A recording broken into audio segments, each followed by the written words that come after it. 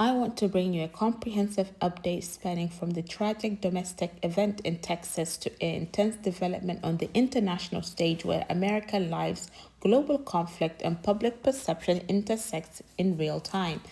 Let's begin with what has been firmly confirmed about the Austin, Texas shooting, and then we'll move into the latest development in the ongoing Iran-Israel-US conflict, including recent confirmed death of the US service members as of March 3rd, 2026.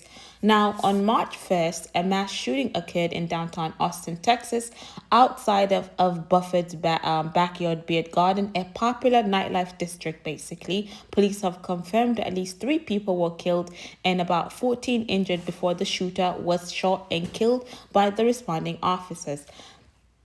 The suspect has been identified as a 53-year-old Dieng, originally from Senegal and a naturalized U.S. citizen wearing a sweatshirt bearing the property, quote unquote, property of Allah, and an undershirt with an Iranian flag design when the attack occurred, according to news reports. However, authorities are clear that motive is not yet confirmed and is still under investigation by the FBI, Joint Terrorism Task Force, and local law enforcement.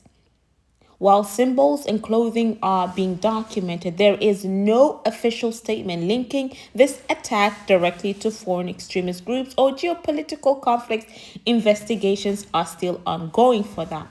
Now, since the joint military campaign by the Israel and United States against in Iran that began back on the 28th of February, what was once a tense standoff has escalated into a direct retaliation, you can say, in American combat casualties, along with Iranian casualties, some Israeli casualties, and many, many other casualties. As we know, a war is deemed to have casualties. So as of today, March 3rd, U.S. Central Command of the Department of Defense have confirmed that 6 American service members have been killed in the conflict in Iran. On March 1st, the U.S. military first announced the 3 troops were killed and 5 others were seriously wounded during their early retaliatory attacks. March 2nd and 3rd, officials confirmed that their toll has risen to 6 service members, including a recovery of 2 previously unaccounted remains. Now, the U.S. Central Command stated that there were combat losses from Iranian strikes in the region. Now, the Pentagon has publicly just recently released the names of 4 out of the 6 soldiers killed.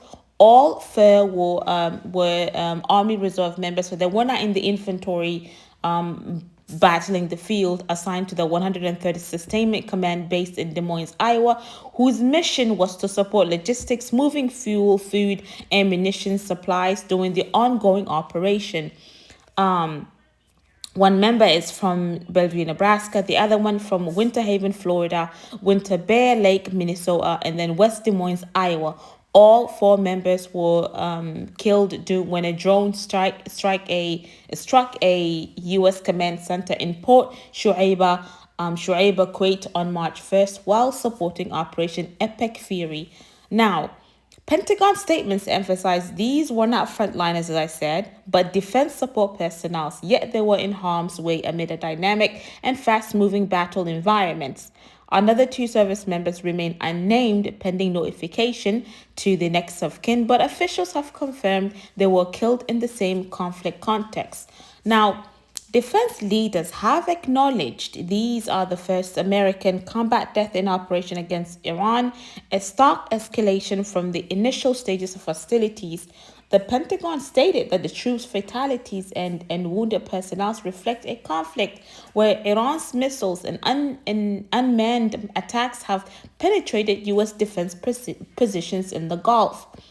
Despite effort to reinforce bases with air defenses, Iranians' drones and missiles have successfully struck multiple allied sites throughout the region, including Kuwait, Bahrain, and other host nations. Death tolls are rising on both ends, and they will continue to rise if there is no de-escalation.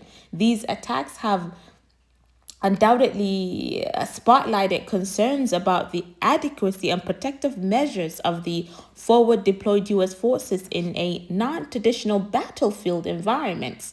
Now, the broader conflict began with what was initially described by the US and Israeli officials as a targeted campaign to degrade Iran's military capabilities, including strikes on missile sites and strategic infrastructures. Now, since then, Iran has responded with sustained missiles and drones attacks across multiple countries, hosting US military assets, embassies, and intelligence facilities, including reported drone strike near the CIA station in Riyadh, Saudi Arabia, have faced attacks, prompting temporary closure and heightened security alerts.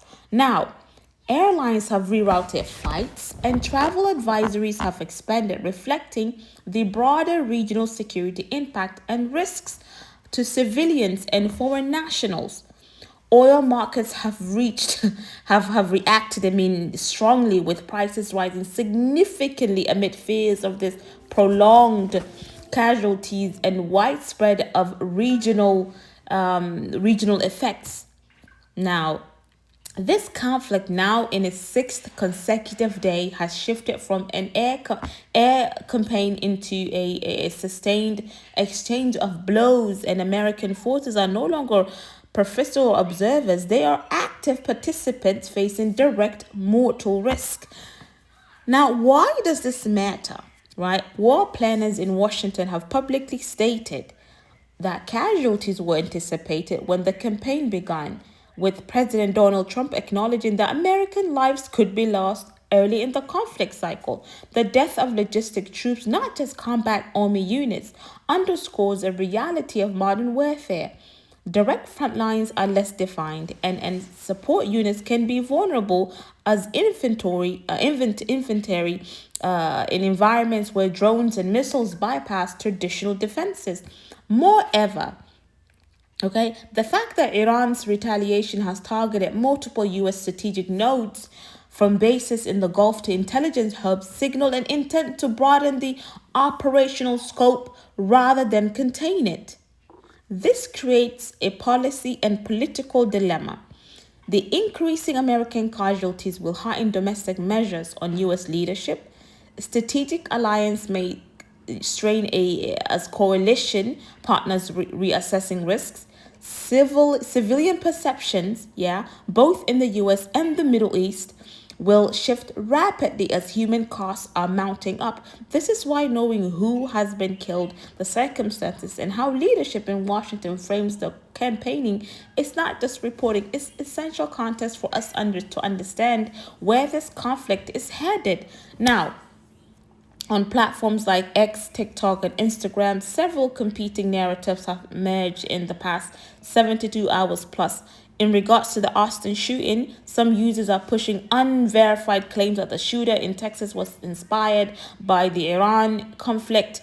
Other threads emphasize personal background, mental health history, criminal context. Officials are continuing to stress the motive remains unconfirmed. Violence should not be prematurely linked to geopolitical events without any evidence. And that is any unbiased evidence, any evidence that has no government fingering into it, Fingering into it. Does that make sense? So, now, some portray the American fatalities as a heroic sacrifice, echoing U.S. official military language. Other communities criticize the campaign as reckless, pointing the rising civilian casualties in Iran and regional instability. And regional influences in the Middle East are amplifying footage of missile exchanges and embassy evacuations, sometimes without verification. So these online dynamics matter because they shape the public perception in such just as much as the official briefings, but they can also distort facts, conflate unrelated incidents, and fuel emotional-driven narratives that we're seeing. Your responsibility as a viewer is to differentiate between what is verified by authorities, major outlets, and what is speculation, also the social media rumor. Do your due diligence. Do not spread any false rumors, anything that you have no knowledge of or you haven't done your research on. Now, a deadly domestic, the the reality that we're facing right now is that, the domestic shooting in Austin is under investigation and no official motive has been confirmed. 6 U.S. service members have been killed in Iran-related conflict. Iranian's retaliation has broadened to multiple bases in allied nations. The war has a significant geopolitical, economic, and humanitarian consequences. I was just at a store earlier today who is a person that sells expecting goods from overseas, and she said, I am not going to get my stuff because some of the ports have actually been closed down and she's not sure if any of our products are going to come on time. So we will continue to track the developments, names, timelines, policies, shifts, and verified updates, and share with you as they come. It might not be immediate because I want to make sure whatever I post, whatever you are staying informed with, is factual to the best of my knowledge, to the best of my ability. So we're not leaving you hanging or with just rumors or just, breaking news type of things that have no nuances to it. So I leave you all in the care of Allah subhanahu wa ta'ala. Assalamu alaikum wa rahmatullahi wa barakatuh.